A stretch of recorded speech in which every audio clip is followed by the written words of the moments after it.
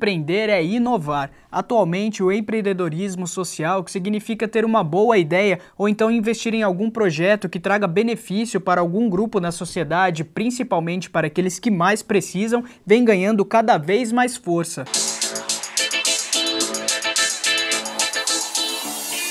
Eu me imagino trabalhando num emprego bom, construindo mais e mais o meu futuro, realizando os meus desejos, tenho vontade de fazer faculdade de Direito. Transformar os sonhos de meninas em conquistas de grandes mulheres. Essa é a proposta do Grupo Primavera, que desde 1981 contribui para a formação pessoal e profissional de mais de 270 crianças e adolescentes de Campinas. Por meio de atividades de informática, psicologia, raciocínio lógico, inglês e língua portuguesa, essas mulheres do amanhã encontram na instituição as ferramentas necessárias para levá-las a boas universidades e a uma oportunidade no mercado de trabalho. A menina entra aqui hoje com 8 anos e espera-se que ela fique até os 18, quando ela passa por todos os projetos oferecidos para a entidade. E o último projeto é o Jovem Aprendiz, que ela vai para o mercado de trabalho, ela vai para as empresas que são parceiras da entidade como menor aprendiz. Então a gente fica muito de olho no que esse mercado está exigindo, né? Então a gente sabe que hoje o inglês e a informática são fundamentais. Então a gente trouxe isso para dentro da entidade para que a menina tenha aí um bom conhecimento, para que chegue no mercado de trabalho e tenha sucesso aí no primeiro emprego. Natália frequenta a entidade há 6 anos e acredita que a vida seria muito diferente se ela não tivesse o suporte dos colegas, professores e dos colaboradores da instituição. Eu não teria nada para fazer em casa. Eu ia ficar em casa na parte da manhã inteira e ir para a escola, então ia ser muito diferente. Que a gente precisa de Excel, de matemática também, as aulas de português, que a gente precisa ter uma boa comunicação. E a gente vai entrar no processo de redação, essas coisas, que quando a gente vai arrumar o emprego, a gente tem que fazer a redação lá. Então eu acho que vai ajudar bastante. As meninas que frequentam o Grupo Primavera também têm acesso a atividades culturais, como dança, canto e teatro. E um exercício como esse significa muito mais do que repassar as aptidões artísticas. É um momento de ensaiar para a vida. Rayane, por exemplo, já abriu as cortinas de uma nova fase da vida. Há pouco mais de 1 ano ela trabalha como jovem aprendiz em uma multinacional do setor químico e acredita o sucesso no trabalho às atividades desenvolvidas no Grupo Primavera. Com os cálculos, com as aulas de práticas administrativas ou até mesmo comunicação e expressão, tudo ajuda um pouco. A empresa que a Rayane trabalha apoia financeiramente os projetos do Grupo Primavera e, em contrapartida, recebe todos os anos jovens aprendizes qualificados para o mercado de trabalho. Um modelo de empreendedorismo social que dá certo, de acordo com a Maristela, coordenadora administrativa da organização. O Primavera, ele mostra as oportunidades que existem no mundo.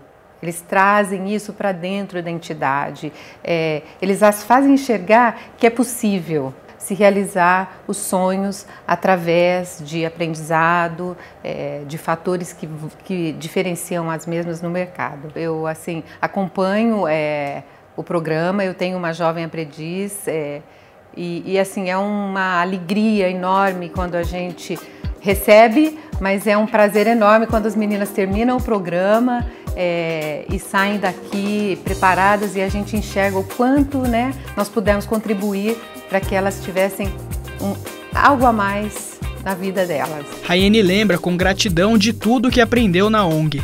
Não foi só bom para eu poder entrar aqui, vai ser bom para quando eu sair daqui, para minha carreira, quando eu for continuar. Boa parte do que eu sou hoje em dia, o que posso melhorar, foi pelo incentivo deles, pelos professores, pelas aulas, por tudo, assim, que eles querem nos ver cada vez melhor.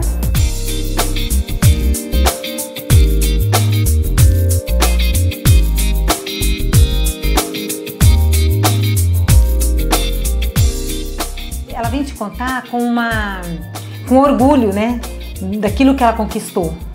E aí você olha e fala, gente, eu tenho participação nisso. Então é um sentimento de gratidão, é um sentimento assim de que você fez realmente a diferença, de que o seu trabalho faz a diferença na vida de alguém.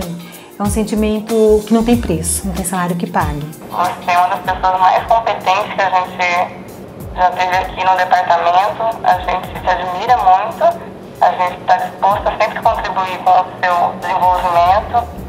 E sem dúvida que você é um grande potencial e a gente gostaria muito de ter você por mais tempo aqui com a gente.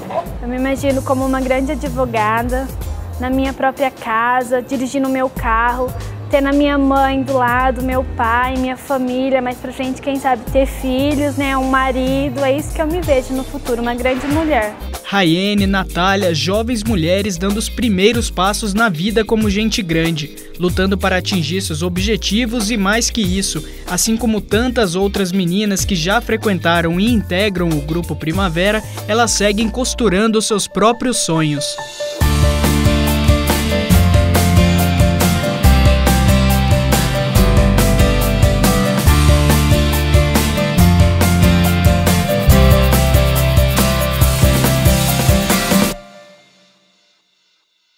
E para falar sobre esse tema, então, empreendedorismo social, eu tenho aqui comigo no estúdio do Ponto de Encontro a gestora de marketing da Fundação FEAC, Vanessa Taufik, e a diretora da Faculdade de Serviço Social da PUC Campinas, Maria Virgínia Camilo. Bom, para a gente começar, então, Vanessa, existem diferenças, né, entre o empreendedorismo empresarial e o social. Queria que você explicasse um pouco para a gente isso. Obrigada pela oportunidade. Bom, de fato é uma diferença aí, a primeira e mais absoluta é a questão do resultado que se espera de um empreendimento voltado para os negócios e de um empreendimento social que está absolutamente voltado para gerar o bem-estar, o bem comum para comunidades, né, para um grupo de pessoas, enfim, especialmente para aquelas menos favorecidas e que estejam aí em condição de vulnerabilidade social. Então, a grande diferença está aí no resultado que se espera. Enquanto no empreendedorismo voltado para os negócios o fim é lucrativo, no caso do empreendedorismo social é um resultado voltado para o bem comum. Bom, como a gente viu aí na reportagem, antigamente, essa empresa, no caso, ela investe, né, para que o Grupo Primavera consiga desenvolver os projetos, e em contrapartida, quando eles recebem essas meninas, essas jovens aprendizes, elas estão mais preparadas para o mercado de trabalho, né? Se antes as empresas não tinham tanto esse pensamento, hoje já se tem uma ideia maior sobre isso, né? Sobre esse pensamento de ajudar a sociedade, de ajudar as instituições, né? De fato, as empresas elas estão mais sensibilizadas e estão mais maduras para contribuir também, de alguma forma, com o desenvolvimento das sociedades. E uma forma é, claro, dando oportunidade a essas jovens que passam por um programa de formação e que podem, a partir do ingresso no mundo do trabalho, ter outras perspectivas futuras. Professor, gostaria que a senhora falasse um pouco da questão do terceiro setor no Brasil. Como surgiu esse conceito, como está atualmente? Então, o terceiro setor, ele é uma nomenclatura que ganhou força dentro dos estudos sociais e de políticas, principalmente a partir dos movimentos que ocorreram no país para a redemocratização e pela ampliação dos direitos sociais que redundaram na Constituição de 88. E nesse sentido, como o Estado ainda não era um Estado democrático de direitos e não tinha políticas públicas voltadas para a cidadania que garantissem direitos sociais, então o terceiro setor, as ONGs principalmente, ganharam uma nova posição na sociedade. Porque o que existia era tradicionalmente as entidades filantrópicas e as fundações, que desenvolviam ações de benemerência, solidariedade, mas ainda calcada nessa perspectiva de ação solidária, não tanto na perspectiva do direito.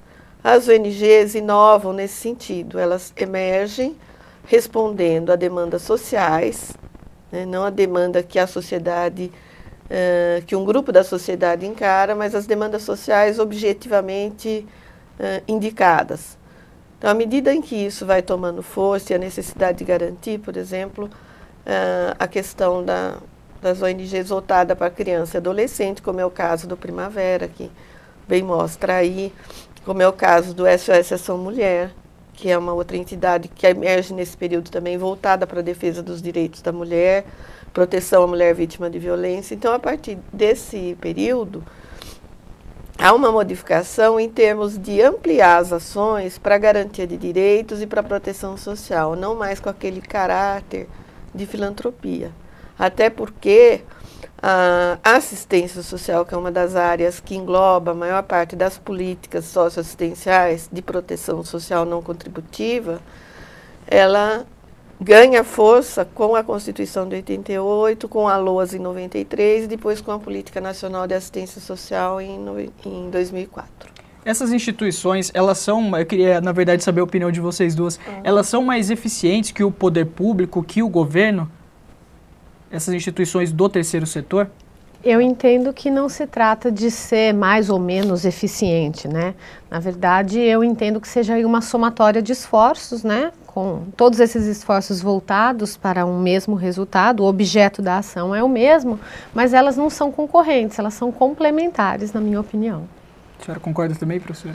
Elas não são concorrentes e elas não podem ser entendidas como uma forma de a sociedade civil executar melhor que o Estado, que tudo que é estatal e público é ruim e deficitário.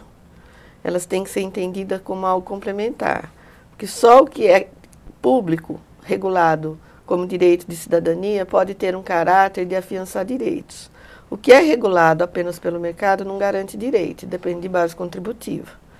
Então, o terceiro setor, englobando todas essas entidades, ele pode sim dar uma contribuição mais efetiva, porque ainda temos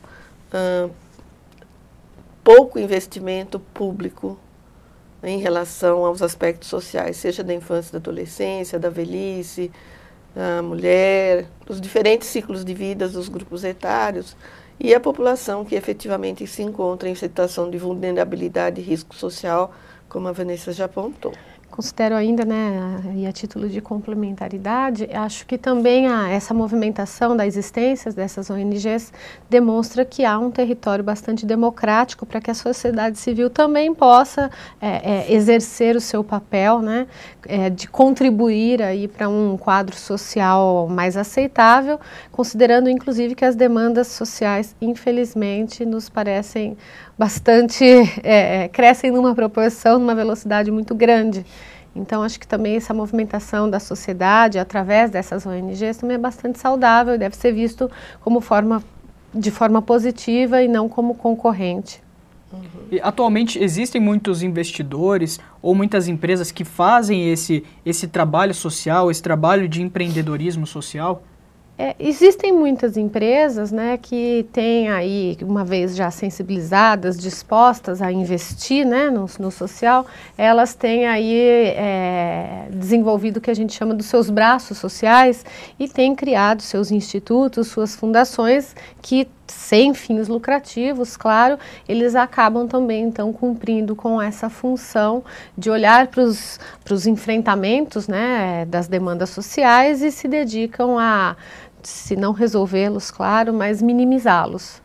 E do ponto de vista social, as pessoas, elas realmente, de um tempo para cá, elas estão mais preocupadas com o próximo, em realizar esse trabalho social, em ajudar instituições? Olha, eu vou complementar especificamente o que a Vanessa abordou em relação às empresas. Porque eu acho que, assim, de maneira geral, a sociedade tem sido sensibilizada para colaborar com instituições não lucrativas, públicas, de interesse público.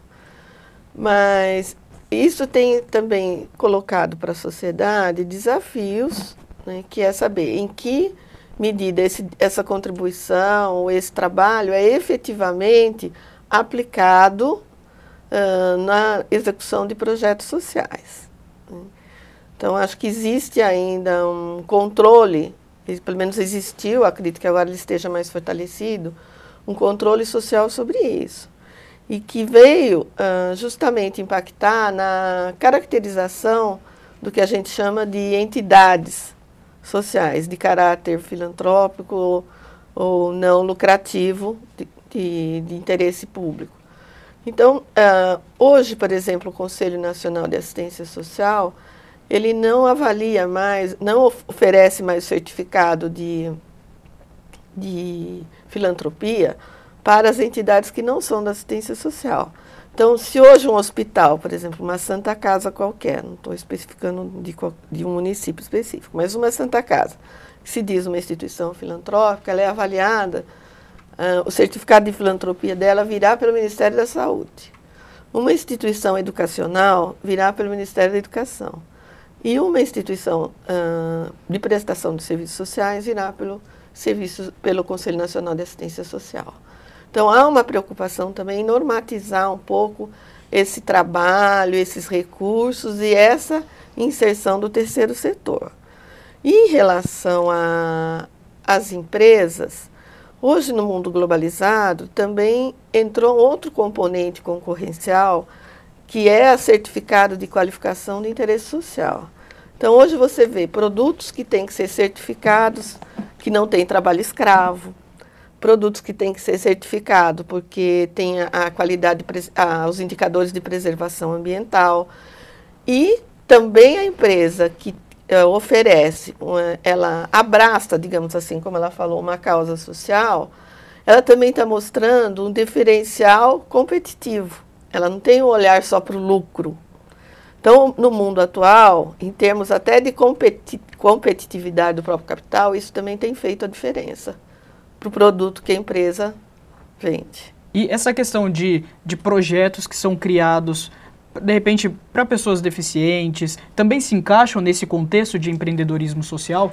Se encaixa na medida, né, que suponhamos que exista um grupo de pessoas ou uma pessoa que esteja sensibilizada por essa causa, né, e que queira, então, empreender uma iniciativa, um projeto, apoiar, uma instituição, né, que se dedique a atender os deficientes.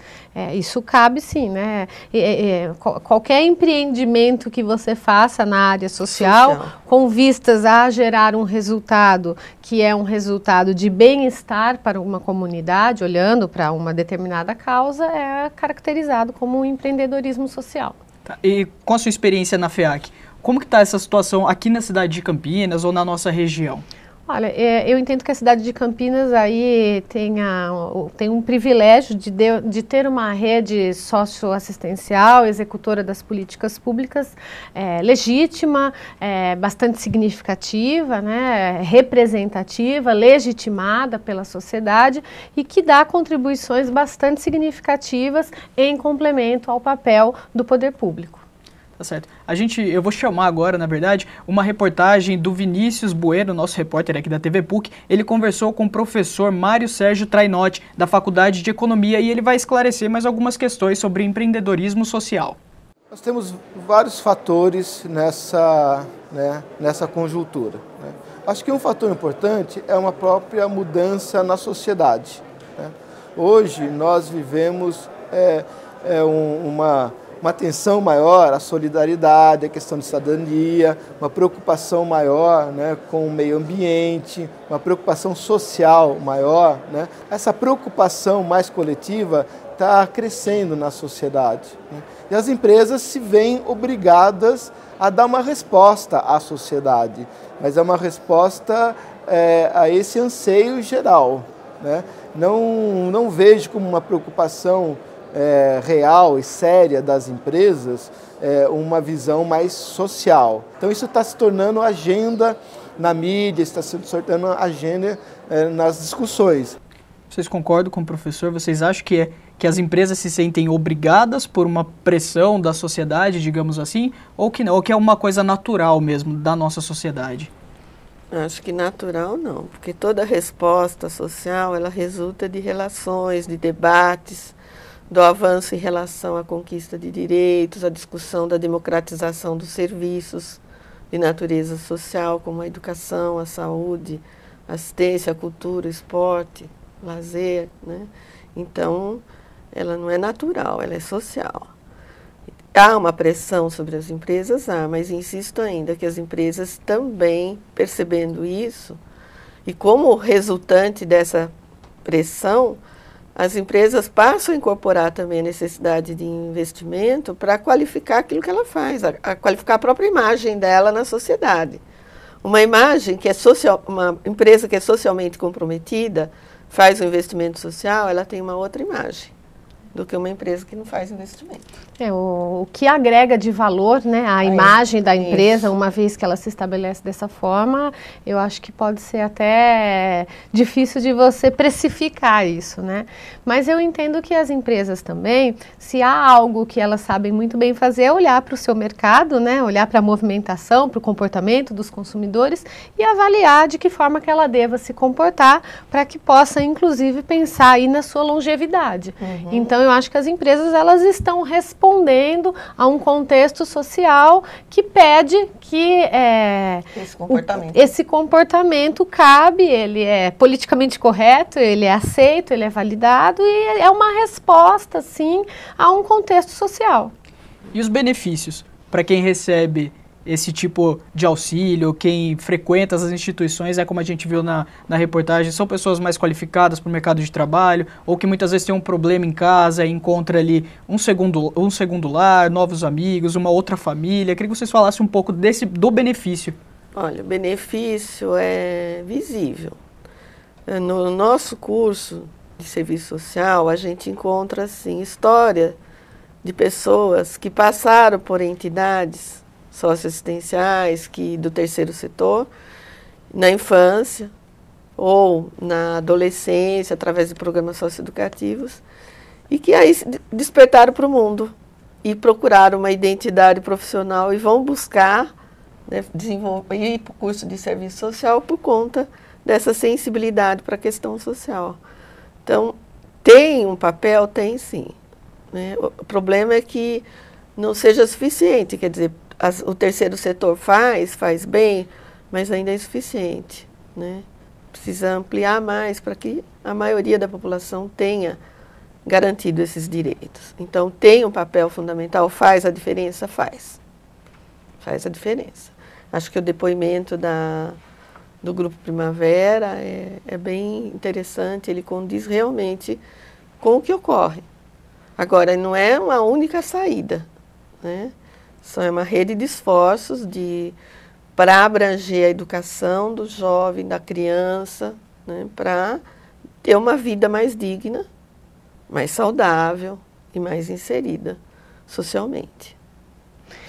Eu entendo que as pessoas que acabam acessando esses serviços, essas oportunidades, elas encontram um ambiente bastante acolhedor, né? Um ambiente preparado aí com estratégias hoje adotadas para que haja de fato a promoção humana, o desenvolvimento dessas pessoas, muitas vezes no caso dos atendimentos dedicados aos jovens, o estímulo ao protagonismo juvenil, e de fato a matéria feita no Grupo Primavera ilustra bem isso, o quanto a jovem se desenvolve e começa a ter uma perspectiva de futuro muito mais positiva, né? Uma expectativa muito grande. Eu acho que essas pessoas encontram nos ambientes das entidades um cenário muito promissor. Quem está em casa nos assistindo também tem condições de se considerar, de se tornar um empreendedor social? Quais são as características, o que as pessoas podem fazer para ajudar, para se tornar um empreendedor social? Acho que a primeira coisa do empreendedor social é uma certa inquietação, né? Um certo incômodo mesmo com algumas situações que são desafiadoras para uma sociedade, né? E que tenha o desejo de fazer uso dos seus próprios esforços ou aglutinar e mobilizar outros esforços que possam ser somados, identificada uma causa social e aí sim, então, empreendida uma ação que atenda a esses anseios e que busque os resultados aí que possam beneficiar toda uma comunidade. E você, professora? Eu também considero que, concordando com a Vanessa, que esse despertar tem que ser uma escolha de quem está, assim, uma escolha sobre a sensibilidade do que está acontecendo na sociedade. E essa escolha, muitas vezes, vai influenciar a pessoa à medida que ela sofre alguma situação que a faz repensar sobre isso. Por exemplo, uma pessoa doente na família, um idoso na família que exija cuidados, vai sensibilizar a pessoa para essa questão. Uma pessoa com câncer, né, vai sensibilizar para essa questão. Aí ela pode ver uma criança, por exemplo, na rua, solicitando alguma coisa, uma ajuda no trânsito. Ou ela pode ver, por exemplo, pessoas com transtorno mental, pessoas em situação de rua, ali, circulando, né? Então, como que ela vai trabalhar? Ou mesmo ela despertar para outros aspectos, por exemplo, para a música. A arte, que medida a arte, a música chega para todas as pessoas que gostariam, né, de ter essa oportunidade, porque essa oportunidade deveria ser para todos. Quantos talentos nós não temos aí de escritores, de artistas, de esportistas, né, que precisam de uma oportunidade para se colocar na sociedade.